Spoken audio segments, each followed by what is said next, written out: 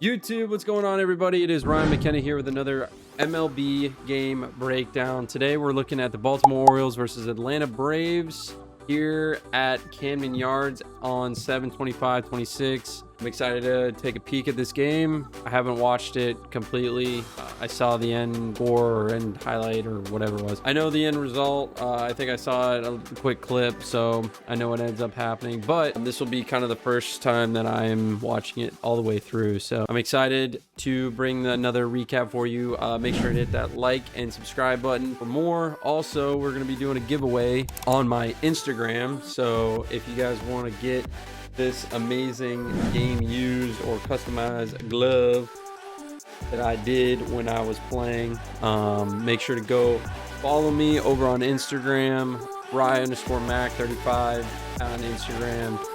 When we're hitting 20,000 followers, I'll be doing a giveaway of this awesome glove. Without further ado, let's get in the game. Honestly, I haven't really seen too much of the Atlanta Braves. I don't know what the record is. I don't know. I've seen Yastrzemski or Yaz is over there. I don't know if he's hurt, or I don't know the record. I guess I can look it up. Brandon Young back on the mound. I guess he's been having a little bit better of a second half of the season, so that's pretty good. Good for him. Yeah, I love the black uniforms. What's the take on these hats? I know Pete Alonso just made a really good play. Kudos for him. Sorry, I'm looking at the uniforms. My bad, dog. Is that first or second pitch of the game? Love that. As a starter? Yeah, great play. Great play. Brian Mountcastle also makes that play. Got out my boy. Yeah, I don't know. I mean, that was pretty good. I mean, obviously that takes a high level of skill. First base isn't easy. I feel like a good first baseman will make up for a lot, you know, picking the balls and fielders and stuff like that. But anyway, that was a good play by Pete. But yeah, what do you guys got on these new hats? I haven't seen these. Are the first time I've seen them. I don't know if I'm a huge fan, to be honest. Thieves. Has he been up the whole time? Yeah, it's nasty. Good pitch. Man, you give those front door two seams to lefties or whatever. It's like kind of same concept that we were talking about in the previous video, where the pitches will start at the same place as another pitch to get you off balance and to get you visually thinking something else, and then you swing at bad pitches, or you'll swing at pitches that are out of the zone and will take pitches into the zone. It's just what pitchers do. If you watch closely, all good pitchers and dominant pitchers have that sequence plan, have the attack plan, and that's what they do. They try to throw pitches that look like others and get hitter. You'll hear them talk about giving them off balance, and that's kind of what that means. Retiring the first four coming to the plate. Now two are aboard with one down. Riley's had a hot bat for him. Oh, that was nasty. All right. So one thing to note, or just like keep in mind, as the higher levels go and how long the MLB seasons are, pitch count for starters is like the holy grail, especially if you, like we were just saying, if you take into consideration the whole grand scheme of a 9-month season, allowing more time and more innings and efficient innings for your starter, that saves your bullpen throughout the whole season. I mean, it's inevitable. Guys are going to get hurt. People are not going to be, they're going to be worn out. There's a lot that has to do with managing a pitching staff and a major league team. But if you look at the best teams, I almost guarantee you that there's a handful of starters that are going 7 innings plus with right around 100 pitches. And that's I don't know the exact pitch count like that's common between, you know, you'll see Scherzer, like he won't get taken out of games and he's at like 110, 115. And, you know, he might have had one inning where he walked a lot of guys, or like some, like, you know, silly things happen, like an error, and it causes more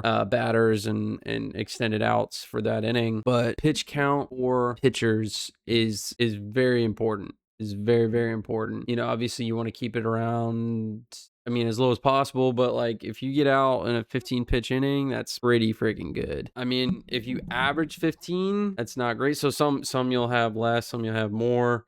By 7 innings, you'll be at 105 pitches. So yeah, you know, you're over the long haul period of the season, pitch count is so important, and being efficient. That's why that sets the precedent, and that's why it sets the tone for, you know, first pitch strikes, getting ahead of guys, because it allows lower pitch count and it allows fresher arms on the back end, and you know that leads to more wins. I mean, essentially, it all boils down to how you win games, and that's kind of how you do it. So yeah, that was nasty. I mean, slider down. I mean, there's Yaz. Yeah, that's gross.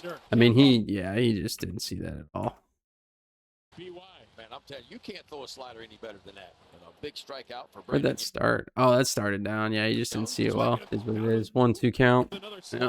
All right. Now both pitchers have been tested here early. Nice job. We stay scoreless after issued by Elder. Leadoff man on here in the second. O'Neal, how we doing? Riley, what a pick. All right. One. Good hustle. Yeah, I mean, Austin Riley's one of the best third basemen in the league. Albies is pretty solid at second base, so plus runner, plus runner. Yeah, the challenge. I feel like the challenge system. You know, I played with it in the minor leagues a little bit as they were trying to introduce it to Major League Baseball, and I think they made the right decision. To be honest, umpires aren't perfect, and especially with how the game is trending, I think you want the true nature of the game itself to shine. And I think it is also a big part of the fans' experience now. So there's a lot of positive elements, you know, when somebody challenges, especially if it's a big part of the game, you know, it's kind of that anticipation and you want to get the call right. So as a player, it's almost like another skill that you can develop and master that ultimately help you become a really elite player or offensive player. Is if I was still playing, I would go into batting cage that there was a simulation for the actual strike zone, and I would spend a significant portion of my time calibrating my brain and my eyes to what a strike and a not and ball is, where that zone is in accordance to how the pitches are moving. You can just understand the boundaries of that strike zone and the border of that strike zone very well at a high level. I think if it was me, I would spend a lot of time doing that along with all the other aspects of hitting. You know, you don't want to just rely on having a super good eye, and you can walk a lot by doing that, and I think guys will eventually do that if it stays how it is right now, but I would totally do that. And I think it's great for the game. And the umpires aren't perfect. Guys are throwing super hard. Pitches are hard to see. It's not an easy thing to determine whether a ball is a millimeter on the plate or not, you know, especially it's coming at you 95 miles an hour. So, all right, bottom third. The second. They get Dylan Beavers. Not much is 3-1 happening. put out, 1 down. 3-1 pitch by Alonso, hit high in the air. Take this. Oh, jeez. What happened there?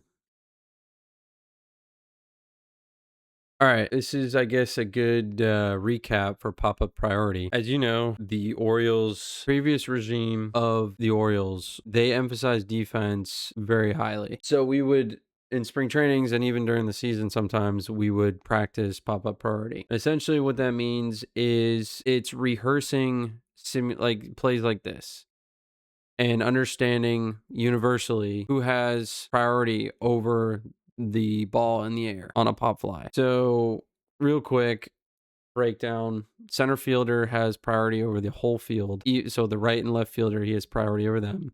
He has priority over the infield as a whole. So if he calls the ball at all, he's gonna catch it. Outfield has priority over the infield. So if there's a ball like this right in between the outfield and infield, if an outfielder calls it, then the infielder peels off, gets behind him, backs it up, or goes to a designated base that he needs to cover. On the infield, shortstop has priority over the rest of the infield. I think second baseman has priority besides the shortstop. I'm not sure about the third and first baseman. And then catcher and then pitcher has the last priority. Like they want the pitcher's not to be catching the ball. So for this specific play, I think Jarvis, I think he's a rookie. And to me, where was that guy playing? Where's the center fielder playing? Center fielder's playing fairly deep, I'd say. But if it's me and I'm in center field, I'm catching this ball all day. And as a center fielder, you have to peek. So you see the ball in the air. I also don't think he got the greatest jump. That's why it's super important to be engaged on every single pitch because of stuff like this. So if you look at it, balls in the air, and he's just starting to move. I mean, he's running pretty hard at it, but he also needs to start to look at the shortstop. He needs to take a peek. See that? Yeah, he finally did, but it was late and very brief. And then now he's looking at him. The center fielder is almost expecting the shortstop to catch it. See, now he's breaking down. It seems like nobody called it to me. If nobody called it, because the center fielder's like, oh, I have to run too far. He's assuming the shortstop's going to catch it. But the shortstop is way too far in the outfield. He's way too far in the outfield. If a shortstop goes that far in the outfield on that high of a pop fly, something went wrong with the outfielder for sure. Yeah, this to me is the center fielder's ball all day. And it wasn't like he's camped, right? The shortstop's not camped. So nobody called it, because if he called it and was confident that he was going to catch it, he would have caught it, right? He's a big league shortstop. And Albies is just there for backing up. He was giving a good effort. But to me, this is the center fielder's ball all day. So that's why communication is so important. To me, this on the center fielder. You have to catch that ball as a center fielder. And another thing too, just to not to completely harp on this, but to save injury and to save people from getting very hurt, and especially your teammates, because it's loud in a stadium, right? There's a lot of things going on. Collisions happen, and I think that's obviously even from the lower levels of, baseball, even amateur. The reason why these things happen is they're afraid to get hurt. They're afraid to run into somebody and hurt them. That being said, there's a rule, and there's something that you do as a fundamental understanding throughout the whole team. So the outfielders, they stay low, they go low, and the infielders stay high. And what that means is the outfielders pick a lane, right, where there's no ankles or no legs, and you slide.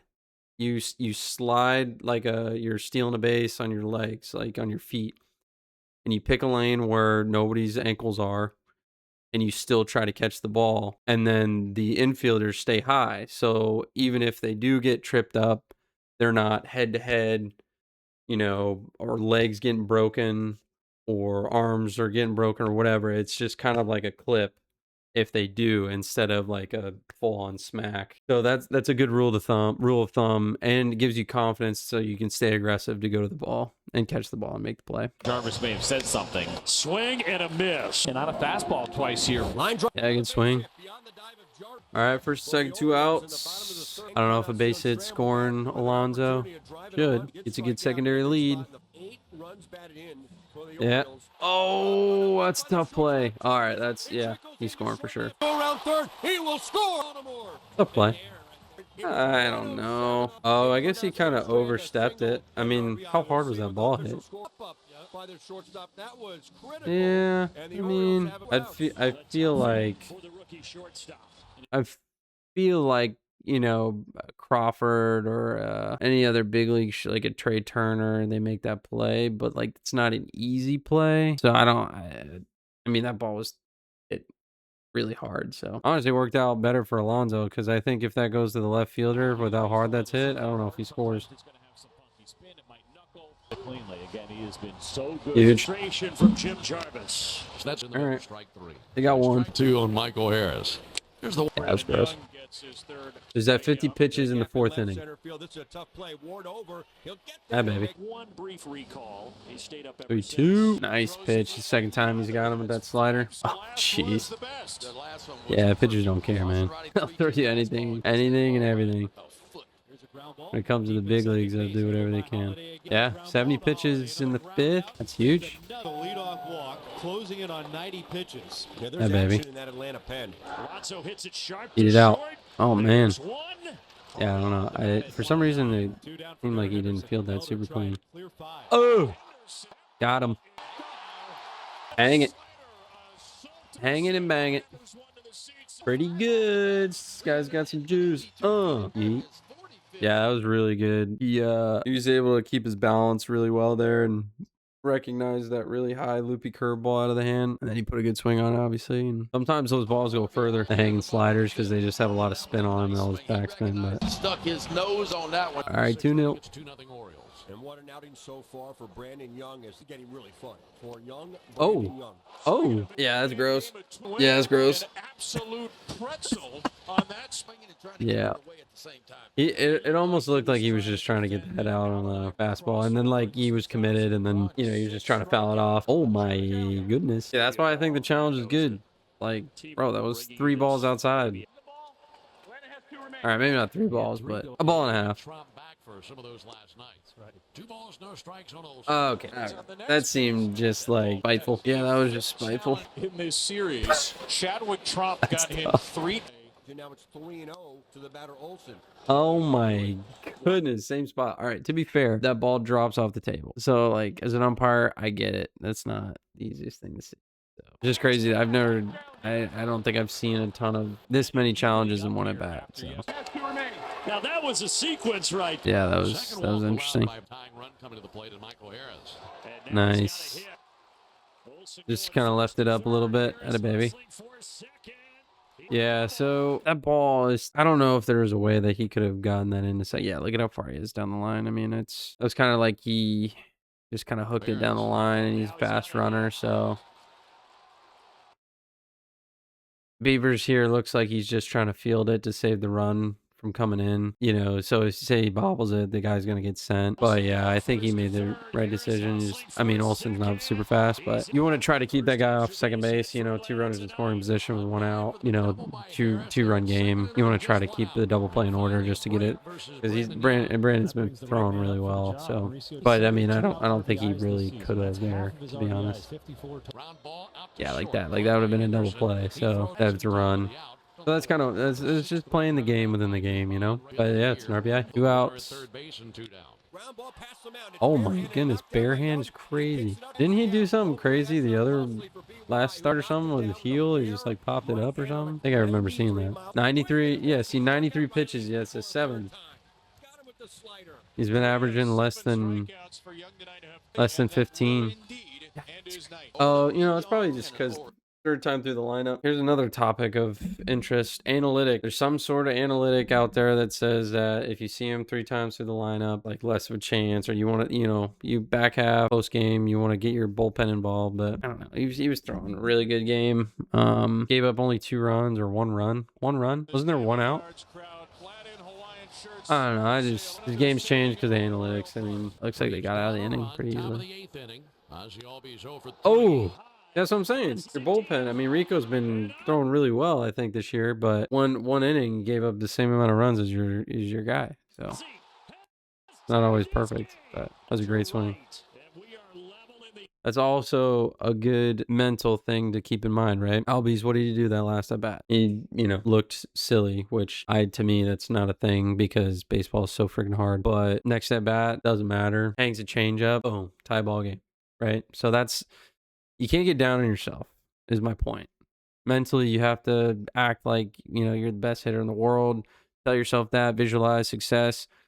You know, if you get out, the pitcher got lucky, I'm the best, all that stuff. Like, you just have to internally believe that, and you'll see guys kind of waver once that internal confidence kind of gets shaken a little bit. And that's my advice to, you know, you don't have to be arrogant or just like a, you know, person that no one wants to be around because they talk about themselves or whatever. But you can have that internal confidence. Like, that's a good thing. You need it, honestly. You're fighting yourself and the game. So, but that's my 2 cents. It's a good example right there from Albies. He, you know, hit a big home run right there. How about a change up in the zone? Remember Ozzy's strikeout in his Oof, the bat flip was crazy. He's going to Utah Street. All right, tie game. Yeah, it's huge. Oh, I thought that was a hit for sure. He honestly could have caught that. Where was he playing? All right, Jackson, lefty. Bro, where is my man playing? Does Jackson go down the line that much? Why can't, like, he is probably 7 steps from straight up. So straight up is in line with first base and second base, like mid-range, so like right in here. He's playing way, like, more than that. You can't even see him in the camera.